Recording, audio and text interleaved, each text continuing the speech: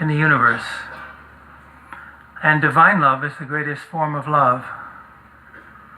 People often ask me, as was mentioned, I'm trained as a quantum physicist and did research in that field and then became an environmental scientist, and people often ask me, how did you move from physics to this gender work and then to this whole interspiritual, interfaith mysticism?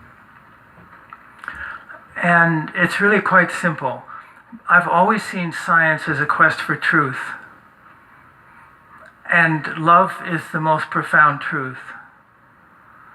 And divine love is the most profound form of love.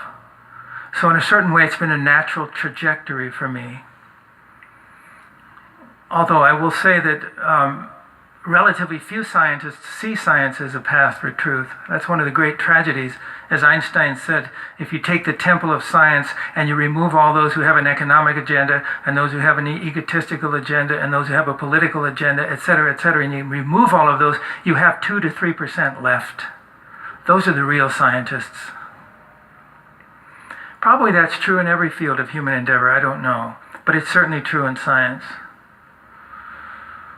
And my own spiritual training actually began the very instant that my scientific training ended, literally in that instant that I got my PhD. I had finished my dissertation. I was turning it in to the registrar at the university. It's like, oh, it's 25 years of schooling. I'm finally done, And the secretary took the book and took the dissertation and signed my name and said, let me go file it, and went away to file it. And on his desk was this book by some guy named Krishnamurti, who I'd never heard of. And I thought, okay, I picked the book up expecting to enjoy ridiculing it. Do you know that feeling? When you find something that's so ridiculous and you know that you totally disagree, but it's so laughable you want to pick it up and laugh at it. And that was the attitude I had. A good scientific attitude, I would say. That was kind of, atheism was built in as a kind of part of the package without your permission. And I picked this book up and I opened it. It was a book called Think on These Things, some of you may know it. And I was just blown away. And then I opened a few pages later and I was blown away. It totally impacted me. And then I put the book back real quickly because I didn't want this guy to discover that I'm going through his things on his desk. It's not quite kosher to do that. But something happened in that moment. And he came back and congratulated me. Congratulations, Dr. Keepin. I had just gotten, in that instant, my PhD. And I got on my bike and I rode to the bookstore and I bought that book and I stayed up till 3 a.m. devouring that book. And that was the beginning of a whole love affair with divine love. And it really began by India coming to me. India came to me several other times before I ever went to India. And I'll make some reference to that as we go along. So with that, was doing research in quantum physics at that point, and then I shifted my career to work on energy issues, energy and environmental issues. But with that initiation, in a sense, and that beginning of pursuing, really spiritual reading is all it was at that point.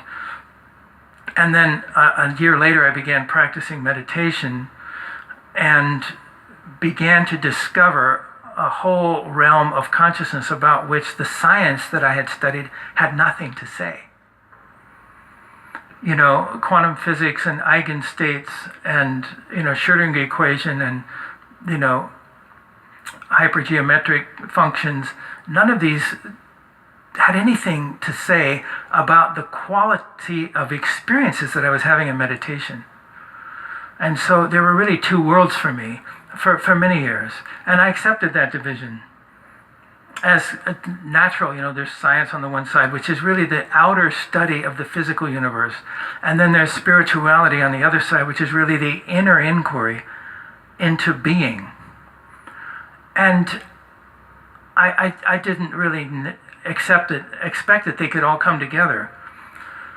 But I I needed to bring them together in one way or another, just for my own edification, and also because spirituality was rejected really by most of my scientific colleagues, particularly in the early years. And when I would go off to a 10-day meditation retreat, I would, especially when I was an environmentalist, there was an attitude of, there's very few of us saving the earth, and you are wasting your time staring at your navel, out for 10 days at a time, when we really need to be saving the earth. So there was that attitude that I experienced in my early days of doing this inner practice of inner contemplation. So anyway, to make a long story short, what I'm going to summarize tonight is how I have come to bring science and spirituality together, and also why I am so inspired to write this book, Belonging to God, because that truly is my deep prayer and aspiration, is to fully belong and give myself wholly to this profound mystery that we call God. So I have a series of slides which I'll use to kind of help me as we go along. Let me begin here by getting this clarity out of the way around God having a gender, that God is clearly includes all possible genders and is beyond gender. And the earliest account of humanity in the first chapter of Genesis is this one. Let us create. This is God speaking. Let us create. So God is referring to God in the plural. Let us create humanity in our image after our likeness. And God created them male and female. So here God is, by God's own self-revelation, androgynous. I think that's just important to notice right at the beginning of the chapter of Genesis, because it seems to have gotten lost very quickly in the tradition.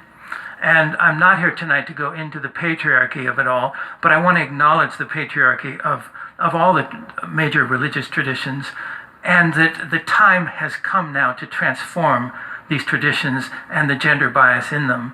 And so I want to just begin by acknowledging that patriarchy is there, and yet the traditions also have somewhere in them an acknowledgement of this androgyny, of the divine. The divine consciousness is male and female and transcends both. Another example of this is from the Gospel of Thomas, the non-canonical Gospel of Thomas. Many of you may know this, Logion 22, I think it is. When you're able to make the two become one, so that a man is no longer male, a woman no longer female, but male and female become a single whole, then you shall enter the kingdom. And this male and female applies to any dualities, good and evil, hot and cold, both the physical dualities, the consciousness dualities. When we come into a place where we can bring them together, then we transcend and enter into a unity consciousness that underlies all of it. And so we have the conclusion of this short little intro is that God is beyond gender, but both includes and transcends the genders. So I just want to put that forward, and that the time to now transform the patriarchy across the religions has finally come. It's beginning to happen within each of the different religious and spiritual traditions, which is part of the great liberation of our time. And it's definitely just beginning. So what I want to begin with now, and what I'm going to do this evening, is I'm going to go briefly through essentially the first half of this book, summarizing very briefly some of the key insights. And then I'm going to put a little more time into the second half, because the second half is where I kind of bring the science and spirituality and bring it all together. For this book, I was inspired to focus on the three of the theistic religions, which are the three that I happen to know best: Christianity, Hinduism, Vaishnavite Hinduism, which is really the yoga of divine love in the Bhagavad Gita, and then Islam, through Sufism and through the Quran.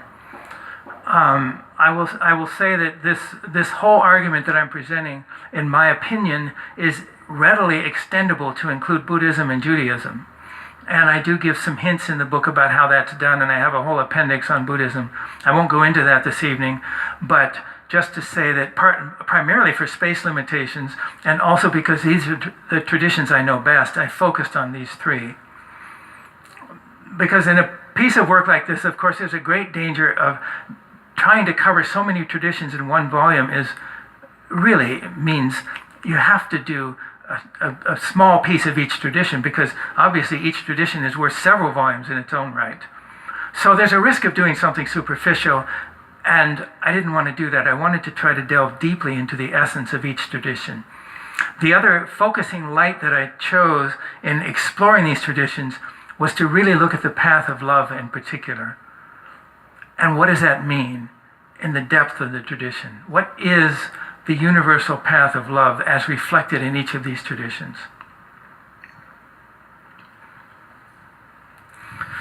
Okay, so summarizing now some of the universals that came from this inquiry. The first one is that oneness with God is universal across these traditions. So beginning with the Upanishads, the four great Mahavakyas, there's a couple of them here. The first, Aham Brahmasmi, I am Brahman. This is the assertion by the Hindu mystics that, and this is a key teaching across the tradition, so I'll just state it up front. The inmost essence of the human being is none other than the transcendent essence of the absolute Godhead. That the inmost essence of the human being is one with the essence of God. And this is the articulation of that in the Upanishads. Tat Tvamasi is another articulation of that, thou art that. Here it is, of course, in the Christian tradition, I and the Father are one, or in another expression, everything I have is yours and everything you have is mine. Everything I have is yours. We all understand that, right? We're all part of God. Obviously, everything we have belongs to God, but that other one is quite amazing. Everything God has is mine. And I want to try to reveal how that might work this evening, what that might mean, with some metaphors and understanding that come from science. Then we have from the great Sufi mystic Al-Hallaj, An al-Haq, the great declaration, I am the supreme reality. And for this he was executed just like Jesus was in the streets of Baghdad, because this could only be heard as supreme blasphemy from everyone around him. This is the radical reality of the mystical awakening, that the human being has realized the infinity of God within the depths of the heart. And the non-realized, especially the Pharisee-type religious leaders, can only hear that as absolute blasphemy, for which the penalty is death. And like Jesus, Al-Hallaj prayed for his executioners as they cut his body to pieces in the streets of Baghdad.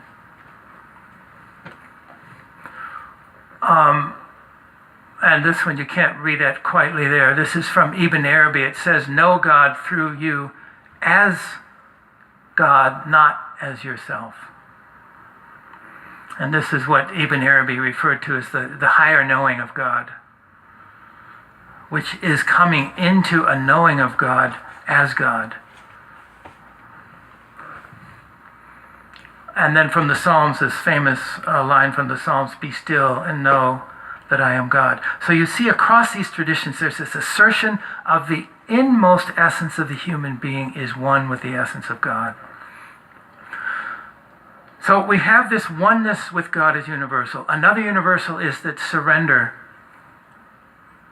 or another term for it might be consent, unconditional consent. Consent to this mysterious transformative process by which divine consciousness transforms the human being into oneness with divine consciousness. And usually goes by the name of surrender. So this from the Bhagavad Gita, which I quoted in the invocation, Mam Ekam Sharanam Vraja, I take absolute refuge in God. And this is part of what is called the supreme secret in the Bhagavad Gita. It is specifically put forward by Krishna as part of the highest and most secret teaching in the entire Gita. And there it is, basically articulating what in the Christian tradition is, not my will, but thy will be done. And then in the Quran we find the same statement of this alignment of the human will with the divine will. Universal teaching across the traditions.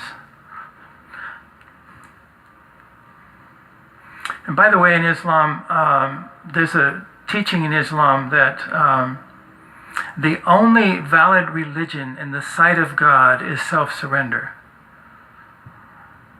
I don't know if any of you have ever heard this, but it's an important line from the Quran. Now, does anyone know what the Arabic word for self-surrender is? The Arabic word for self-surrender is Islam. So this has created a huge confusion because that particular line from the Quran is then translated, the only valid religion in the sight of God is Islam. But it's very important to understand that at the time the Quran was written, the word Islam was simply the word for surrender. It occurs only 8 times in the Quran. It never refers to the tradition. The tradition didn't exist when the Quran was written. It never refers to the religion that emerged out of Muhammad and his followers. It always refers to the process of self-surrender. So that's an important little correction piece. Another term related is the word Muslim. The word Muslim in the Quran means specifically a person who surrenders to God.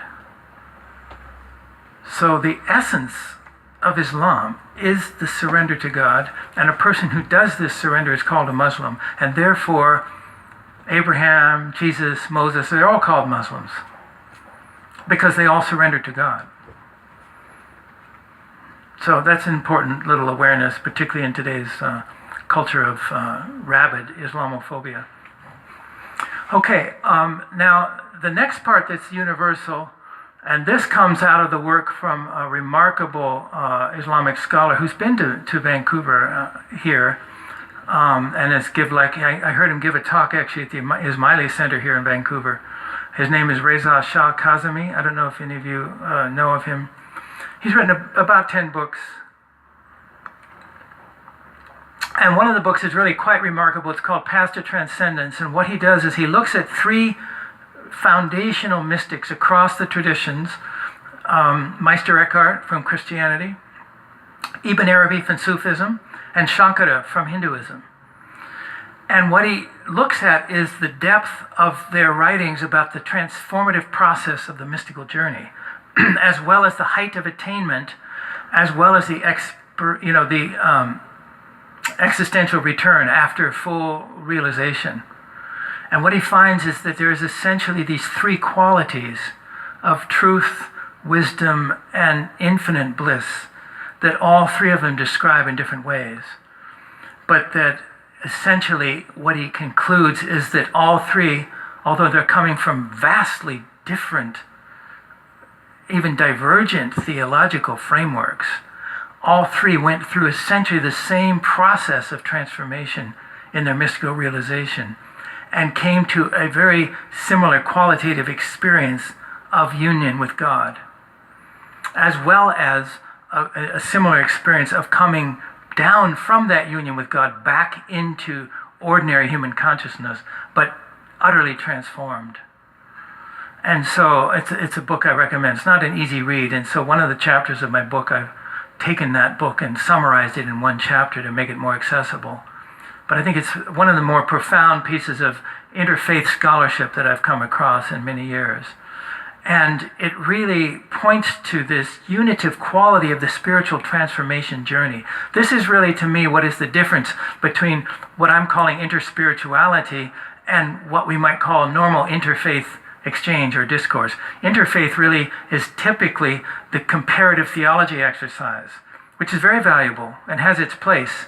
And then it's looking at different beliefs and then analyzing and, considering one religion in light of the beliefs of another. That all has a great value in its own right, but it also has a limitation. It highlights the differences. And it presents the religions as these radically different frameworks, and often they seem irreconcilable.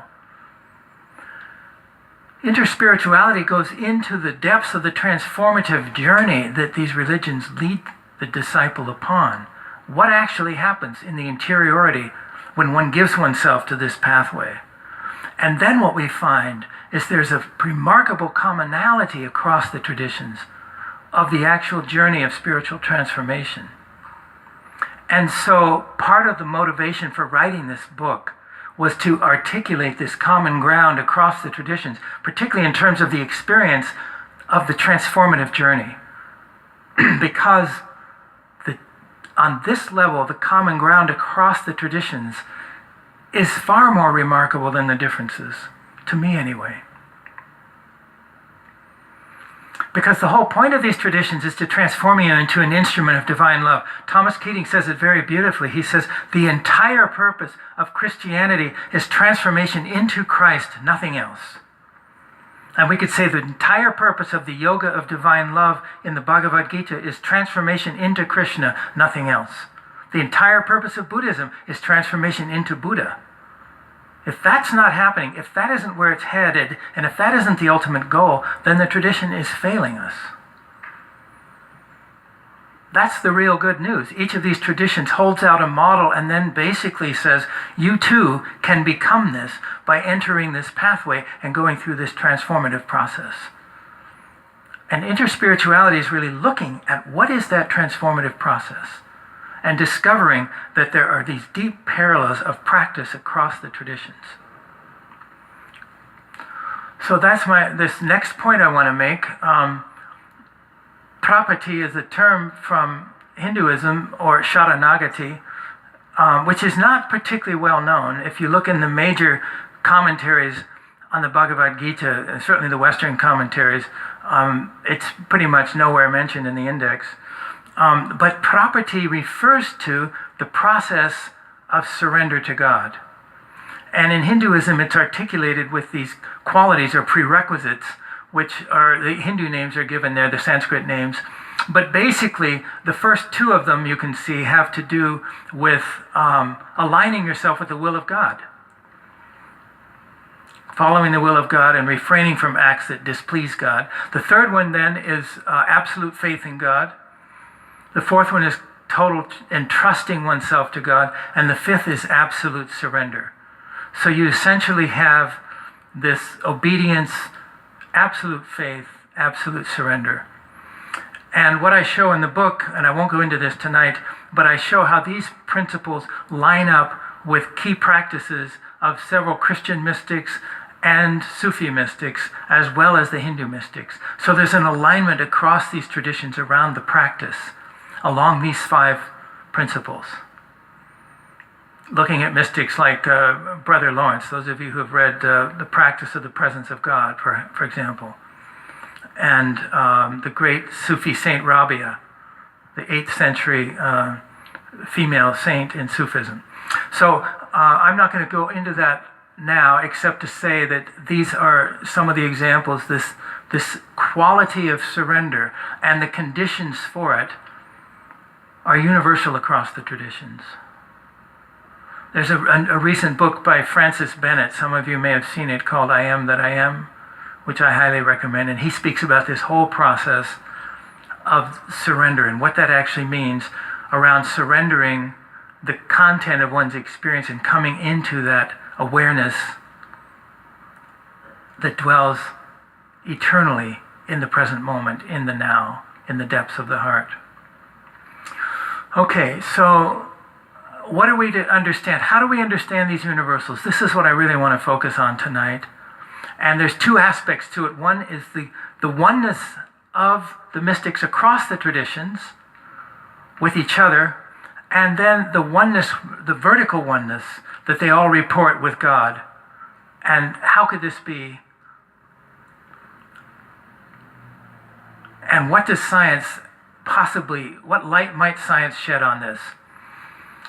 So I'm going to start here, that it's a new theme emerging at the frontiers of science, which is that something's going on behind the scenes. Traditionally science has been a materialistic inquiry into the matter-energy interactions in the physical universe. And anything spiritual is kind of left out, not by default, but by intention. It's not part of the story. And now what's beginning to happen in science is that even in physical sciences, there's a recognition that there are hidden orders or energies or something going on behind the scenes that are orchestrating, organizing what we observe in the laboratory. And we see this in many different fields, in quantum physics, in evolutionary biology, in brain physiology, in complexity theory. There's an awakening in Western science to essentially invisible patterns of energy or force fields. Now, this is somewhat at the fringes in some ways, but it's in the mainstream in fields like quantum physics, where consciousness has come right into the Schrödinger equation, if you will, and there's no way around it. And scientists are grappling with this. So physics is actually one of the fields where it becomes most apparent, and that's my own field. So I'm going to summarize very briefly one of the great physicists of the 20th century, David Bohm, who I had the privilege of meeting about 24 years ago, and had a very powerful weekend with him in which some of the ideas in this talk I shared with him, and he kind of blessed me, and it was a very profound moment in a young man's life and in my life as he sort of stirred me, encouraged me in this direction. But let me present his theory in a moment. He was a colleague of Einstein's. He worked closely with Einstein at Princeton, and neither he nor Einstein bought the idea that is still the currency in quantum physics, that it's basically a statistical probability game. The kind of standard Copenhagen interpretation for those of you who have studied this.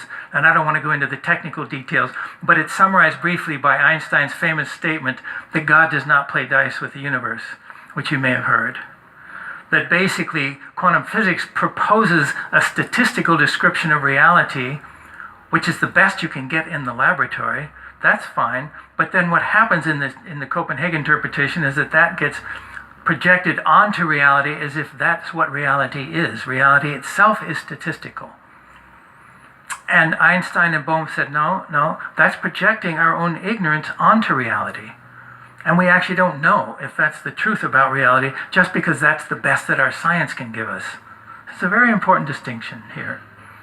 And Bohm was one of the more astute scientists who recognized the fallacy of equating theory with reality.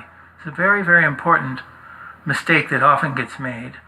To take one's conceptualization of the universe as the truth of the universe. It seems obvious in some ways that shouldn't be equated, but as he put it very beautifully, he said, thought creates structures and then pretends that they exist independently of thought. This is what we do. And not just in science, we do it in all realms of conceptual thinking. And the whole point of spirituality and spiritual practice is to actually go to levels of consciousness beyond thought, beyond the mind, not to be anti-intellectual, but rather trans-intellectual, and come into those realms of consciousness beyond thought itself. And then thought can be infused with these higher levels of consciousness, and then out of that come more exalted forms of thought. So anyway, this is one example of this higher form of thought. And those of you who are familiar with David Bohm may know that he carried on extensive dialogues with some of the great spiritual masters of his time, including Krishnamurti, the one whose book I picked up off that guy's desk, and the Dalai Lama and many others, in this urgent quest to understand what is the ultimate nature of reality, not just as science describes it. And Bohm was a leading physicist, Nobel quality, although he never got the prize, but he was at that level.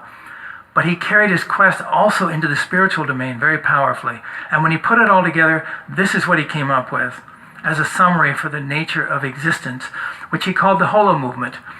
The cosmos is a single, unbroken wholeness in flowing movement, he said, in which each part of the flow contains the entire flow. So this was his summary.